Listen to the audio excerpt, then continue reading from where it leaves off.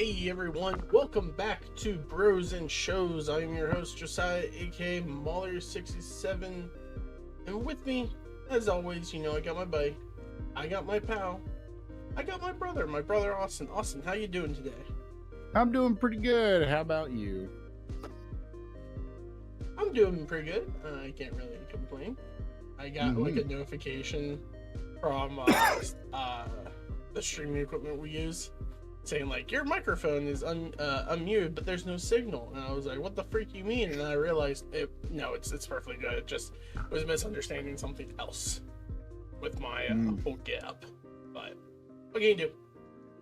Austin, how was your weekend, my man? We haven't been able to. We didn't do it last week because you had to work overtime, and we're like, we'll just go next week. So that's why we didn't show up last week. This time we finally were able to. You didn't have to work overtime. How was your weeks? So, a lot of things actually happened in the last couple weeks. So I start school soon. Real soon, actually. Nice. I had to like get everything ready, and then I thought I started school like earlier, but I actually didn't. It was like my orientation and everything. Okay. So I kind of like freaked out there for a minute. For sure. But then what was it? Last week I pretty much just hung out pretty much at home. Really didn't do too much. And then this week is my anniversary. Me and my wife's been together for 8 years. So is it 8 years you've been together? 8 years you've been married? So it's been 10 years since we've been together. Okay. And then it's 8 years since we've been married. Okay. And everyone's like, well, it's 7. And I'm like, well, in Ohio wedding, yes, but in Disneyland, you guys got officially married. Yeah, Disney World. Yeah, so I remember that. Yeah. So we interloped, and then we had our anniversary. We went to a place called Smash Arts, where it has a Smash room in it. But we did the what was it? It was called like a blacklight painting. It was a lot of fun. Did that. Interesting. What was it like? You were painting in blacklight, or were you painting with things that would be viewable in blacklight? No, so we were inside like a blacklight little room, and then like we had like balloons that we could splatter, and it was all like 3D paint. So like it looked really cool and glowy. So all the paint was also 3D. Was also there. Okay. Yeah. So it looks good in a black light, but it's okay. I was just looking to have some fun and be goofy. And then this week we also got news that we will have a foster kid this Tuesday. Nice. I know it's been a while since you all had one show up. That's good. Yeah. Since we changed agencies, it took a long time to go through the process to get everything ready, and then they informed us, hey, you're gonna have one Tuesday, and I was like, thank you, great, this is gonna be fun. And then on top of that, was it the week? Last week also too is I performed at a birthday party for my first time. I performed. What'd you perform? My guitar. Like I played a little. Okay. Did you do Happy If You Know It? Yeah. If you're happy, you know it. I did a lot of songs. Did a lot of cool songs. Did some songs. A couple songs that they all knew. Did a lot of Brooks and Dunn because they knew that, and Metallica and stuff. It was kind of cool. It was Brooks and Dunn. But what's great about that too is with that, I've been like getting really, really efficient with the guitar now. So I feel like really happy about it. I've been doing a lot of that. It kind of gets me out of like the mindset of like doing something. I'm like, I have to do this. It makes me feel like I'm accomplishing something. Like, and I'm like, I'm accomplishing this. And then pretty much, I'm trying to think what else I did. Oh yeah, today I went to a Civil War reenactment in Zor Village. Bummer, there was no reenactment on Sunday. It was all Saturday. Sunday was just a surrender. They did a surrender pretty much. Yeah, they did a surrender what's it called? Some ceremony. They did a surrender ceremony, but we got to go around. So like last night, I like called my buddy Seth because it was my anniversary and it's also his birthday, and I was like, "Hey man, happy birthday!" And I was telling him that I was going to Zora Village for this Civil War reenactment. He's like, "I'm coming." I was like, "What?" And he's like, "Me and Ezra will drive all the way out there and we'll come." And I was like, that's funny. And they showed up, and I was like, "Wow, you actually did show up." And he's like, "Yeah, this would be cool." But then he was a little bummed too because he was like, "Oh man, we don't get to see any cannon fodder." I was like, "Yeah." I was like, "But we can do next year because they do it every year. They do a Civil War reenactment at this time." And so I was like, "It'd be really cool to do that." So we're planning on next year to do that. But it was a lot of fun. Got to do got a couple things. It's pretty funny. I have 2 paintings I bought, which I accidentally left in Seth's stroller, and they're in Pennsylvania. But one was a general.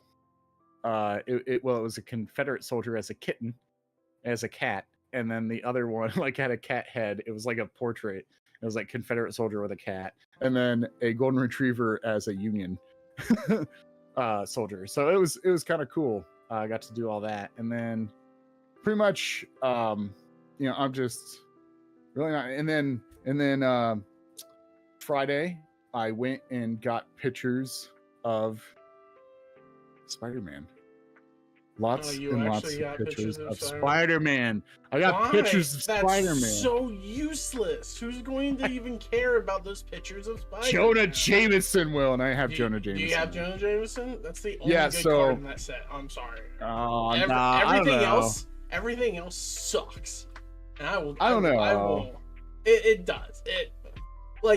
Are there cards with good mechanics? Sure. Yeah. That's not what I care about. What I care about is whenever the set fits either into Magic or the set fits itself.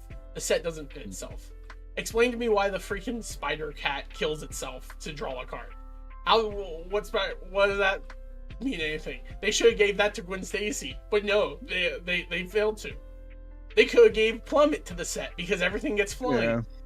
But no, they didn't want to do a Gwen Stacy Plummet card because that would be do what you gotta do. Jameson's the only good card in that set because he fits what he says.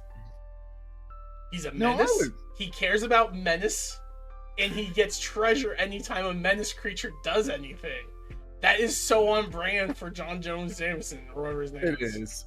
It is, and I will say it is fun. There is a couple decks I am going to build with it. So I've been waiting for the set for a while, just because I do like Spider-Man. But over that's pretty much been my weeks. Yeah. All right, that sounds good, man. I'm happy to hear that. I had pretty basic weeks too myself. Just kind of worked on stuff. I got 2 weeks of trash coming up because Jordan, my coworker, is off for 2 weeks, and that means I have to handle what we do by myself, which won't be terrible. There's normally 3 people on the job, but the third hire that got hired into our position,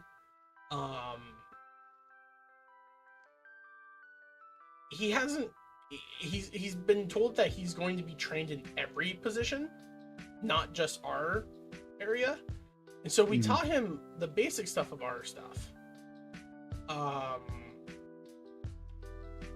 But he hasn't really started learning the other stuff, and he'll just kind of like sporadically do the stuff that we do, but he doesn't know how to do everything, so he just doesn't do it. And so I'm like, okay, I want to teach you, but there's a limitation on why I can teach you while they're trying to teach you other stuff. So yeah, it's just going along slowly for him. So I have to do that, and then for some reason, like, me and Jordan is the de facto person for the mail information. And we were like, we don't know how that happened. It just kind of happened.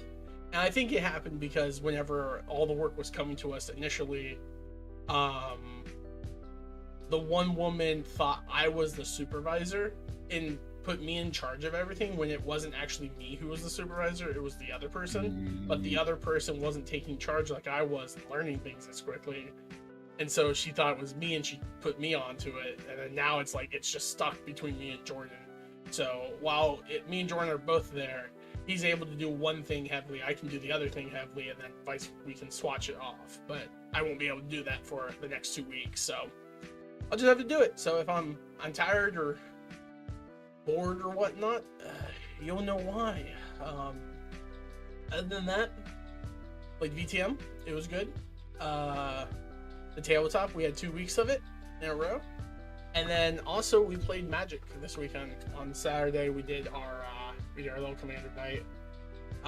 Was fun. I won both games accidentally. And I say accidentally because the first game I won because I tried to win. But it came down to the only reason why I won is because I made a pact with someone early on that we wouldn't attack each other until we were the last two. And that actually saved me from losing, because if he would have chose to betray me and kill me, he would have killed me and knocked me out, but he wouldn't have won.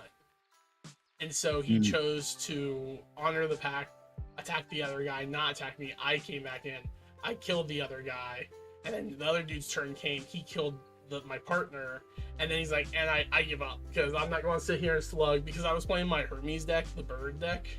And he's like, you're just going to ping me for like 2 damage every single turn, and I can't do anything because you have so many birds to block. And I'm like, that's fair. That's 100% fair. And then the second time it was a aristocrat board pod. Brandon was playing Tessa, I think is her name, or whatever like that. Mike was playing like a partner, a white-black partner that like sacrifices creatures and creates tokens and sacrifices them. And then Chip was playing Ormog or something like that, who's like another sacrificer, but he doesn't sacrifice, he mills things, and then everyone takes damage anytime a creature hits the graveyard. And so it was just annoying. Did you have it at Did you have it at your house? No, I had it at Brandon's. We had it at Brandon's. And I was playing my Yoshi P deck, and it was very annoying. Like, it was just everything was happening. And then Chip got upset because he played a card that caused everyone to get -2/-2. And in response, Brandon sacrificed all of his creatures to do a bunch of stuff, thus bypassing the sacrifice. And he's like, I basically just helped out Brandon. It's like, when you have a bunch of players playing the same deck that just all function off of sacrifice, if you play a card that says player sacrifices a creature, they're just going to be happy that you did that. You're just helping their deck out. Like, and I only won that game because I board wiped, and everyone only had like 1 or 2 cards in hand. They're like, we can't really bounce back from this. And I drew into the only game changer I have in any of my main decks, Coalition Victory. Because I was playing Yoshi P, I'm like, I got that. I have the condition to win already. And so I just played it and ended it, and we're like, all right, cool, let's go home. It was fun. It was fun. I felt bad for winning. I didn't want to win all those games, so I'll probably tone down that a little. That being said, Austin, let's talk about another unknown assailant. This week, technically 2 weeks. 2 weeks ago, we watched Miracle Worker Season 3. Austin, what did you think of Miracle Worker Season 3? I should be asking you this question. I would have to say... I was going to say, I did enjoy this season. I like it a lot. I also like Western stuff. There was some times where it got a little bit way too extreme, where it just got way out of hand and it was just goofy, which I was here for. Like, there's nothing wrong with that. But seeing as someone like, hey, you know, this is a great Western show, I'd be like, no, not really. There's some good, hilarious things, and they do things on the Oregon Trail, but really in reality, I enjoyed this as a comedy, like how it should be. I did like the aspect of it being a Western, and I did love a couple of the cast members, especially Steve Buscemi's daughter. She's in another show that we're probably going to watch soon called Abbott Elementary. Which one's Steve Buscemi's daughter? It's Are you talking about in the in the show? show? Like in the show. Okay. Like Yeah, not the not legit his daughter. real. Okay, Yeah, I thought it was his real. You were talking about his real child, his daughter. I was like, oh, I didn't know that he had a daughter and that she was in this show. But no, I get who you're talking. It's like Quinta, I think is her name. Yeah, Quinta Bronson. Brunson. Yeah. Yeah, she's in a show called Abbott Elementary that I love. I love so much. It's so hilarious. She looks familiar, but I didn't know where I knew her from. Yeah, she's the main teacher in Abbott. So, but there was also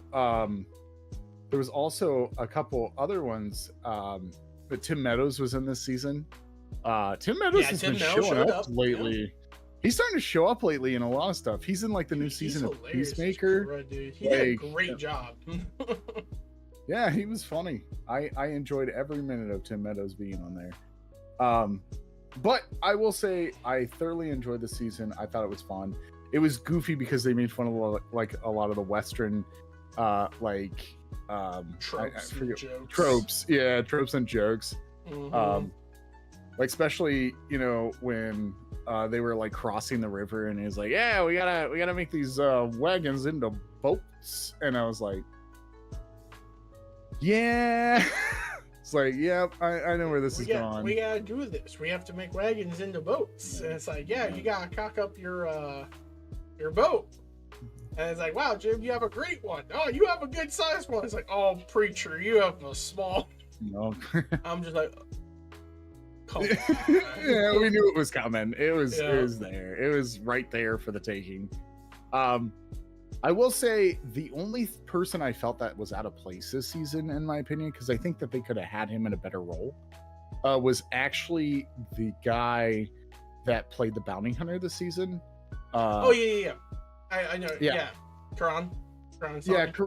Yeah. So like, I don't know. I feel like he would. I think it would have been funnier if they had someone that was more serious about being a bounty hunter and not being ridiculous. I think it would have been more funny on that aspect. But I don't rate shows. I'm just feeling like I feel like that would be better, and I think he would have been a better person like on the Oregon Trail with them. I mean, I totally thought he was going to like permanently join the group after a couple episodes, but they kind of didn't do that. No. He was fine as a bounty hunter because like there's two types of bounty hunters you can do for like Wild West theme stuff, and that's either like, hey,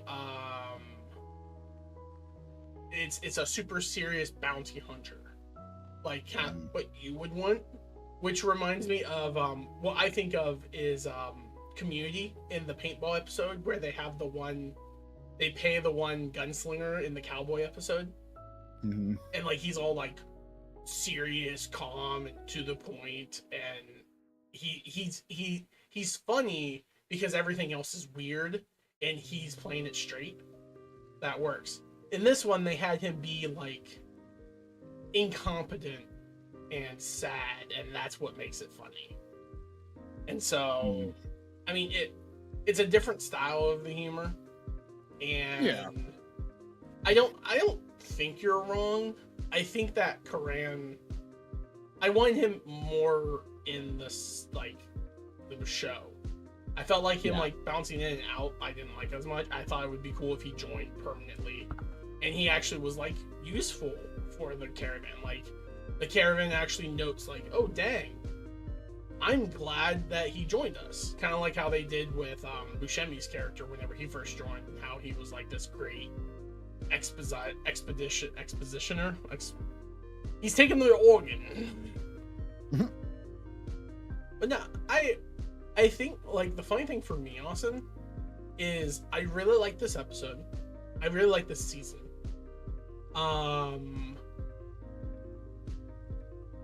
I am getting a little tired of the love triangle with Daniel Radcliffe, Geraldine, and like I guess this season it was a love triangle, but like last season there wasn't a love triangle. It was just like Daniel Radcliffe's character likes her and doesn't know how to show or tell it. I'm getting a little tired of that because that's a reoccurring thing in each season. I do like how in this season they introduce her, like they introduce them getting together, and it's like a cardinal sin because she's married, and he's like this father, and that episode was probably my favorite episode this season. Both with like them getting together and him having like constant dreams of everything. But whenever he meets the snake oil salesman, who is played by Paul F. Tompkins, the second he walked in, I was like, Paul F. Tompkins, my man! I love this guy. And then like he starts going off the hands. The song number of "She'll Be Coming Over the Mountain" was hilarious. I sent it to my friends because I'm like, you guys would enjoy this because you're into this type of stuff. So actually, what's really funny is I saw someone else that I knew from somewhere. Okay. So it was actually so in that episode, actually, it's the episode where they're at the saloon. Mm-hmm. And they were like, oh yeah, it's not like it used to be, like old whatever his name was, old pervert guy or whatever his name was. Mm-hmm. And the guy shows up and he's like, what, they let you be manager? And he's like, yeah. I was like listening to his voice. Yeah, and I was like, yeah, I love that guy. How do He's I a stand-up know? comedian. Yeah. I send you TikToks of him all the time. Yeah. So I was like, but that's not what I remember him from. Okay. So I was like, how do I know him? How do I know him? His voice sounds so familiar. Oh, he's And then Shark. He's King Shark from Harley Quinn. And I was I forgot all about that. You mentioned him. I saw a TikTok recently where him and the other guy was talking. He's just like, yeah, man, like you're this really funny comedian. And like you do amazing, great stand-up, and I didn't know you until you played King Shark. He's like, yeah, a lot of people did. That's why I'm trying to get promoted again, so people know. That makes sense. And I'm just like, Yeah. yes. What's also great about him, and why I think that you'll like him so much, because I very much want to, if he comes to Pittsburgh, I want to go see him, and if he comes to Pittsburgh, I want you to come with me if you would be up for it. Okay. But his son is on the autistic spectrum, and so he'll joke and make like he'll talk and make jokes about being a dad with a kid that is both a Gen Zer and autistic, and he's like, I have trouble knowing what is the difference between just a normal Gen Z thing and what is just my son being my son. And he's like, apparently brain rot, that wasn't something that my son being a son, they all do that crap. Yeah. He's really funny. He's a really caring guy. Like all of his stuff when he talks about it, he's like, I love my son, I love my family. Like, I just love the dude's vibe so much. And he does hilarious shorts. I sent you the one recently where he's like, hello, I'm the new CEO of Nintendo. Yeah. And we messed up. I'm the Xbox CEO. We put all of our games on the PlayStation. Remember God of War? We didn't make that one, but that one was cool though. He's so funny to me. And when he showed up, I was like, oh, hey, that's someone else I was really excited for. But no, it was a great episode. I loved everyone who kind of showed up. I loved all the jokes they did. I also, I oddly enough saw the bike gag that they did. Oh, The yeah. one where he was like, I can't enjoy this because it's a sin, so we need to, I'll be on this bike, and as we kiss and make out, this hammer will go and hit me in the nuts, so I can't feel like it won't be pleasurable to me. And she's like, I don't think this is really whack. Oh, one time's enough. Oh, no I didn't joy like for me. I like the end of that episode because they show him like trying to assemble it. That is hilarious. I thought that was so And funny. he couldn't find like the little bit, and He's like, she's gonna love this. Mm-hmm. Yeah. I thought they were going to have a callback this season with like Steve Buscemi coming down as God whenever he was like, why are you doing this to me, God? And then Steve would just be like, it's not me.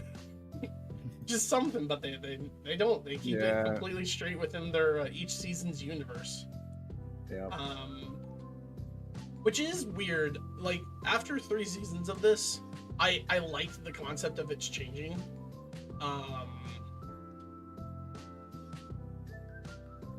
it is nice. I think this season I felt more structured than the other seasons. The first season had a lot of structure with the concept of they have to save everything within these 13 days. Done. The second season felt a little like very open-ended and it didn't seem like there was an end point to it. And so whenever that end came, it felt a little random. This was nice because you knew that by episode 1, their mission was to get to Oregon. And that's when it was going to end, once they got to Oregon. And so the closer they got to Oregon, the more you understood, the more you had a better concept of it. So I'm going to be interested on what the season 4 one will be, because to my understanding, that's the Mad Max one, right? Like it's like post-apocalyptic.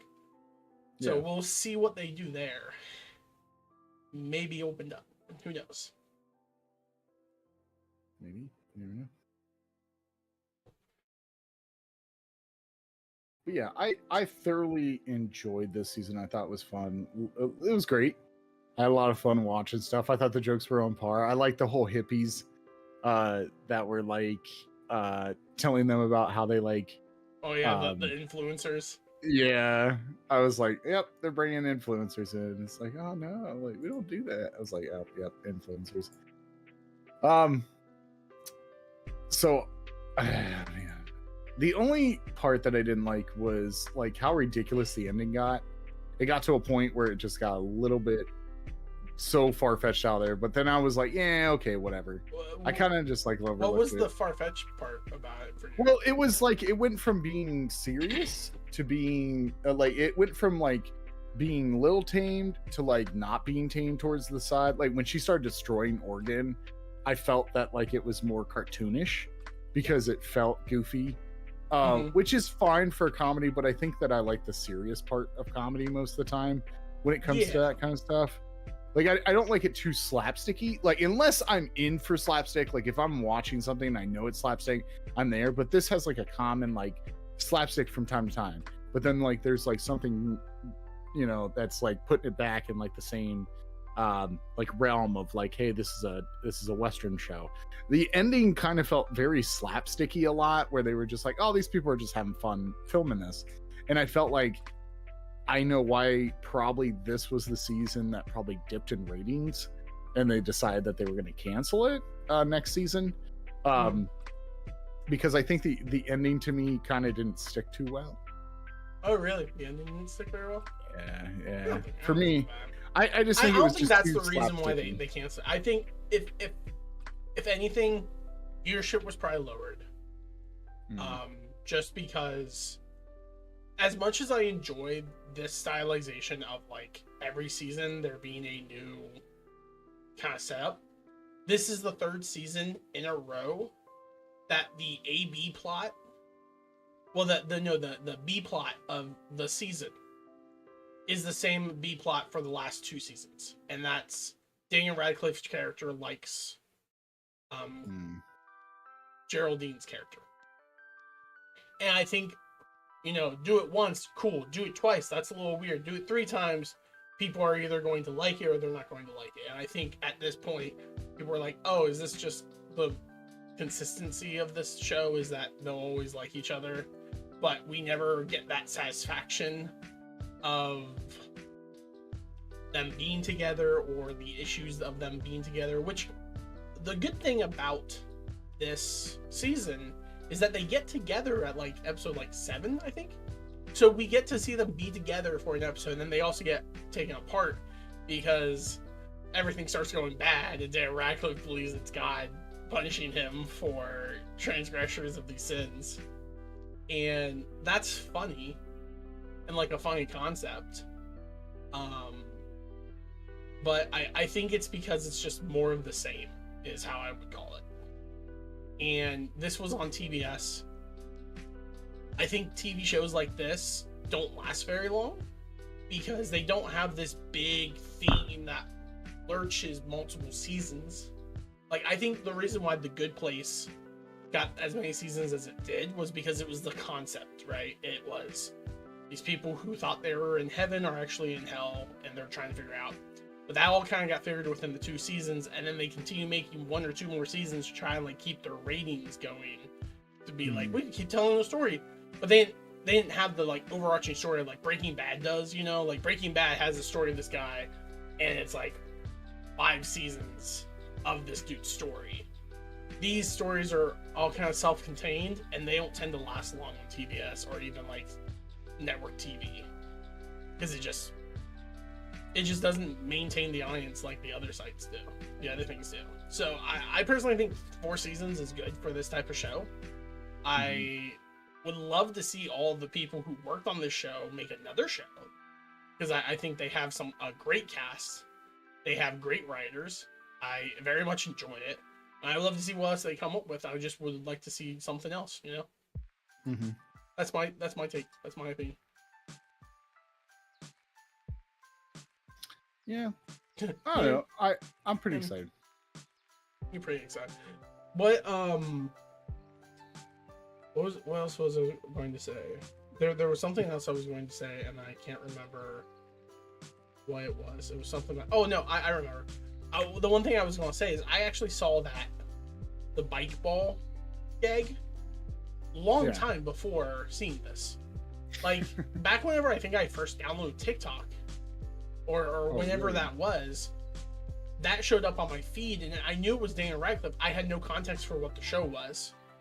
Oh wow! And it was like a single like someone just did a TikTok. I was like, "This show's hilarious," blah blah blah. And I watched it, and I thought it was funny, and I moved on because I was like, I don't know what that show was. So it's funny whenever it showed up, I was like, "Oh, I've seen this before. I've seen this joke before. It's been on TikTok, but no, it fell apart now. So who knows?" So. All right, well, awesome. Story about Goldie, awesome. What's your current thought on next episode? This is going to be a little different. It's going to be like closer to season 1, because season 2 was Dark Ages, well, like medieval, and then season 3 is like the Oregon Trail, so it's like, you know, historical piece. And this one's complete fiction. Like it's like part 1 in a way, but part 1 still had grounding of like the real world and stuff like that. This one's more like Mad Max, post-apocalyptic, and I think it's because maybe the writer really loves the Mad Max universe. But I don't know if this came out around the same time that probably Mad Max Fury Road came out, and that's probably why people started, maybe they decided to film something like that. You know why I think it is? What? I'll tell you my reason, but keep going. But that's what I think it is. That's all I'm saying. Like, I think it's probably because it came out. Yeah. You know what I think it is? This was most likely filmed and shot out in California. And guess where it's really cheap to film? In California. The desert areas, because you don't need all that stuff for it. It's one of the reasons why I think they filmed the Oregon Trail for season 3, is because it was relatively cheap to shoot. The only thing they had to pay for was the costumes and everything. And then do it again for season 4. Just make more money, less